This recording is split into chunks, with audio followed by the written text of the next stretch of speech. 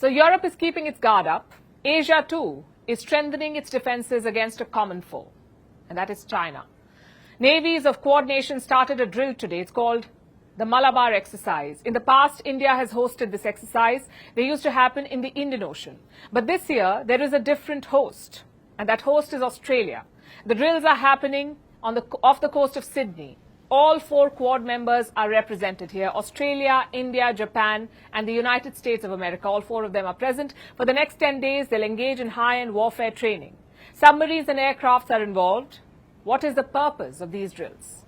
The hosts say they'll improve interoperability. Exercise Malabar reinforces our shared commitment to working together as partners in our region to ensure that we maintain a stable, prosperous and resilient region for us all to enjoy.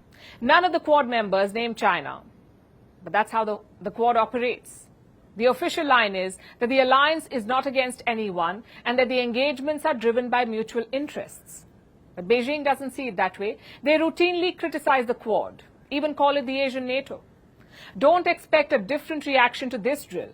The Malabar exercise is growing in size, scope and complexity. It started some 30 years ago. In 1992, it was just a bilateral exercise between India and the United States. In 1998, there was a brief pause. That's when America sanctioned India for its nuclear tests. The drills resumed in the year 2001 after the 9/11 attack on the World Trade Center in the US. 6 years later, in 2007, we witnessed Australia's entry. But Canberra withdrew a year later. This was after China's relentless opposition. The next few years were stagnant. But in the last 8 years, we've seen significant expansion. First, with Japan's entry in 2015, and then with Australia's return in 2020. Malabar is now a quadrilateral exercise. The expansion widened the scope of drills. They've moved beyond the Indian Ocean. So far, this exercise has been held in the Philippine Sea, in the East China Sea, and this year in the Pacific. The hosting duties rotate every year. Last year, Japan hosted the Quad Summit, so they took care of the Malabar exercise too. This year's summit was supposed to happen in Australia, but Joe Biden called it off at the last minute. So the summit was called off, but the Quad leaders met in Japan on the sidelines of the G7 summit. Now, the Malabar exercise is happening in Australia as per schedule. Its scope will continue to broaden. The Indo-Pacific is getting more attention. There is expanding military coordination. The Quad might still avoid calling out China directly, but it's no longer hesitant in holding drills where the PLA wants a foothold. The Malabar exercise will help in boosting regional security. The drills in Australia follow the events of March. That's when the leaders of AUKUS met. AUKUS, as you know, stands for Australia, the UK, the US. It's a defense partnership. They came together for a submarine deal. The US and the UK will provide Australia with nuclear subs. But just like the Malabar exercise, the AUKUS too is expanding in its scope. Earlier this year, they announced a new initiative, a new trilateral submarine posture. The US and the UK will send their submarines to Australia, and these will be rotational deployments. They'll start from 2027. Where will they be stationed? On Australia's west coast, which faces the Indian Ocean. Diplomatic efforts are also gaining ground. American diplomats are returning to the Maldives, for instance. The US has decided to reopen its embassy there. It was closed in 2008. Earlier, the American mission in Colombo managed the workload. Now there will be a separate mission with a dedicated ambassador. Another Quad partner is also stepping up, and that's Japan. Recently, Japan's foreign minister was in India. He made stops in India, Sri Lanka and the Maldives. Again, the Indo-Pacific was on his agenda. So how should New Delhi see these developments? If you connect all the dots, you'll see a big positive. The allies are coming closer. They're creating new synergies. India is already making a wider outreach to the Pacific. 2 Indian warships are taking part in the Malabar exercise. Before they reached Australia, they made a port call in Papua New Guinea. We have discussed this in the past as well, the need for an effective deterrence against China. It might finally be shaping up. So countries are racing to contain China, and a new one has joined that list. I'm talking about New Zealand. They're heading to polls on the 14th of October, and for the first time, the electoral spotlight is on foreign policy in New Zealand. Parties are wrestling with how to respond to an assertive China. And now, an intelligence report has accused Beijing of foreign interference. New Zealand has long depended on its geographical isolation. It was seen as a security guarantee, but that's no longer the case. Auckland knows it needs to counter China. And now it's looking at new ways to do that. Our next report tells you more. The world is a grand geopolitical chessboard where world powers jostle for dominance. But nestled far away in New Zealand, a masterclass in geographical isolation. For long, New Zealand thought its remoteness was enough. It was enough to protect it from anything. But that doesn't seem to be the case anymore.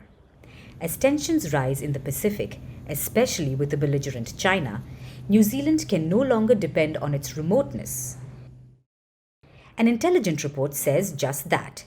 It has accused China of foreign interference.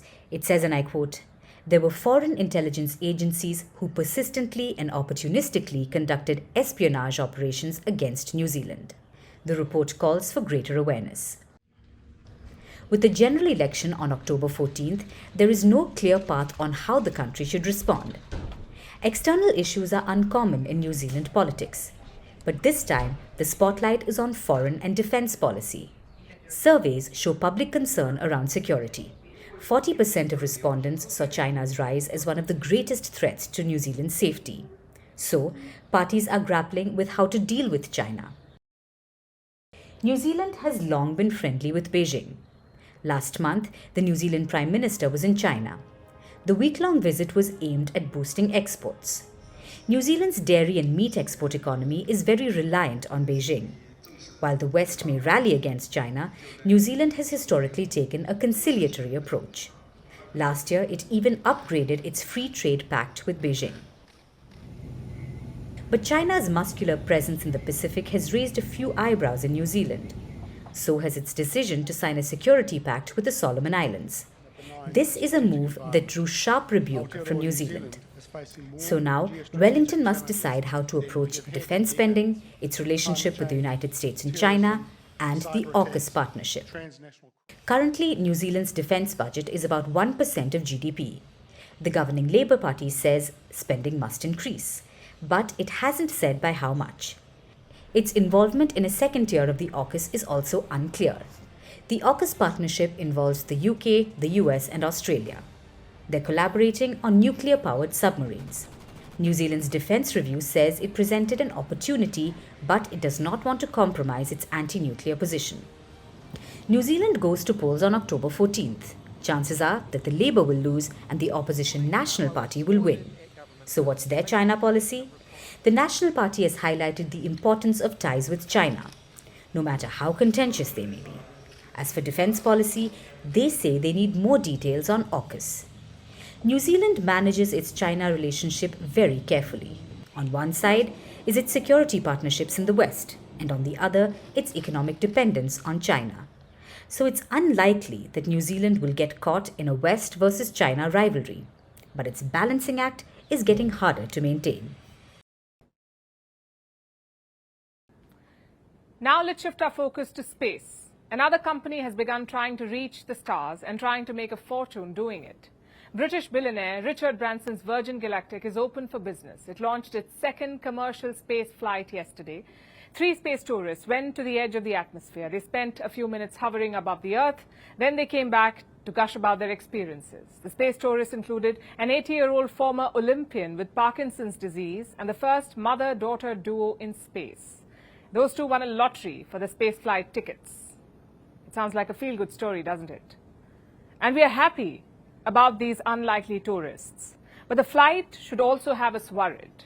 After Elon Musk's SpaceX and Jeff Bezos' Blue Origin, a third billionaire space tourism company is operational. And this industry brings with it a lot of risks for the rest of us. Here's a report.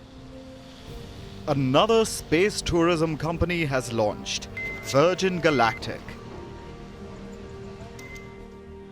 Richard Branson's much-delayed space venture has finally taken off. 2, 1, release. The company had its first commercial flight on June 29th. That one had scientists on board. Good job, team. Welcome back to Space Unity. But the second flight, the Galactic 02, took off yesterday and it ferried out space tourists. One was 80-year-old former Olympian John Goodwin. He was Virgin Galactic's first paying customer. He bought the ticket 18 years ago, all the way back in 2005. He paid about $250,000 for his seat. Now, all these years later, he finally went to the edge of space. He's also the second person suffering from Parkinson's disease to go to space. I'm hoping that I instill in other people around the world, as well as people with Parkinson's, that it doesn't stop you doing things that are out of the normal. If you've got something that's some illness that's inflicted you. So I just hope the good comes out of that as far as other Parkinson's people suffering. 2, 1, release. With Goodwin were Kesha Shahaf and Anastasia Mayers, a mother-daughter duo, the first ever to go to space together. They're also the first people of African Caribbean heritage in space, so it was another milestone. The pair were lucky with their tickets. They didn't pay nearly as much as Goodwin. They won the tickets in a lottery. Hi Anna, you and your mother are going to space. Anna, we won! I'm still up there. I'm not here yet. I'm still up there, and it's just amazing that you can land so smoothly on the runway coming back from space. That was the most amazing. I mean, looking at Earth was the most amazing. You are so much more connected to everything than you would expect to be. Like, you felt like a part of the team, a part of the ship, a part of the universe, a part of Earth. It was incredible, and I'm still starstruck. She says she was starstruck. And who wouldn't be? She went to space, the final frontier. The mother-daughter pair were incredibly lucky to get a chance. But how many will get that lucky? How many of us will get a chance to blast off to space because of a lottery? Or will space tourism mostly be a millionaire's hobby? Goodwin paid $250,000 18 years ago for his chance. The first space tourist was Dennis Tito from the US. He went to the International Space Station in 2001 aboard a Russian Soyuz spacecraft. Back in those days, he paid $20 million for the experience. Between 2001 and 2009, there were 8 space tourists. All of them paid $20 million or more to go to space. And they were tagging along with astronauts on missions. So, back then, space tourism was a way to subsidize scientific endeavors. That isn't the case anymore.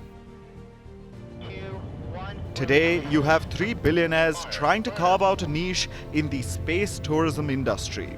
Elon Musk with SpaceX, Jeff Bezos with Blue Origin, and now Richard Branson with Virgin Galactic. They all have unique types of spacecraft, and the distances they reach are different. But they have one thing in common. Other than during publicity stunts, their passengers have to pay a lot. Welcome to space. The prices are usually hushed up, but one SpaceX tourism flight ended up costing the tourists $55 million each. Now you can say it's their money. They should be able to spend it the way they like. But should they be allowed to do it if it can hurt the rest of us? Which it can. Here's how. Research papers have shown that space tourism is a massively polluting industry. If we get constant reminders about how our car emissions are hurting the planet, think of what the rockets are doing.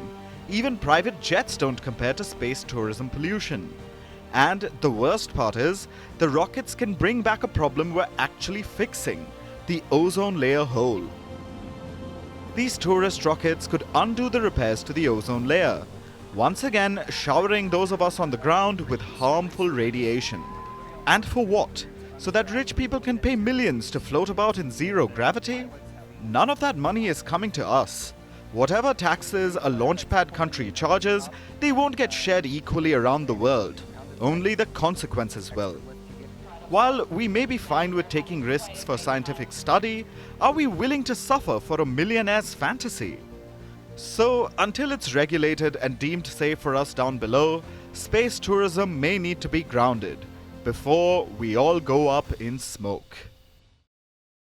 Now it's time for Vantage Short's images that tell the story. Hundreds of hot air balloons took to the skies above the English city of Bristol. The city is holding its annual hot air balloon event, the largest in Europe. In a heartwarming viral video, penguins were seen carrying backpacks. 2 sea turtles were released into the Mediterranean Sea after rehab. And finally, what makes the 11th of August significant? Going back to the year 2003, when NATO took command of Kabul's peacekeeping force. This became the NATO's first operation outside Europe. We're leaving you with that. Thanks for watching. We'll see you tomorrow.